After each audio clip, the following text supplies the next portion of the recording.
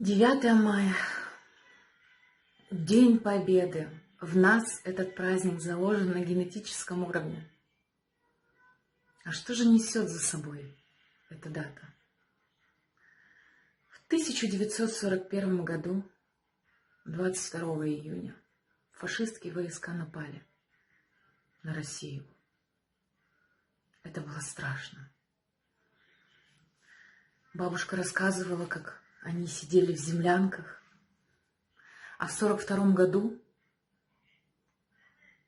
Востряков Иван Матвеевич, мой прадед, призван на фронт 12 декабря 1942 года с маленькой-маленькой деревни Красавино Вологодской области, оставив на попечении матери 2 детей, маленьких детей, мою бабушку и ее брата, дядь Колю.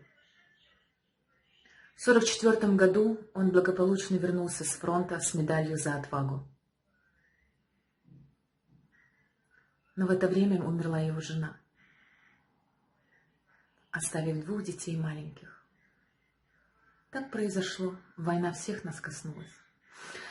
Брат моего прадеда, Востряков Николай Матвеевич, если мне память не изменяет, умер в фашистском плену,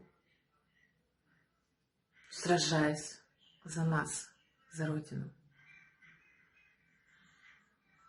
9 мая. Праздник радости, веселья, День Победы. 9 мая. День великой скорби. Спасибо нашим прадедам за победу. Спасибо за то, что сделали великое дело, отстояли Россию. И мы, потомки, этого никогда не забудем.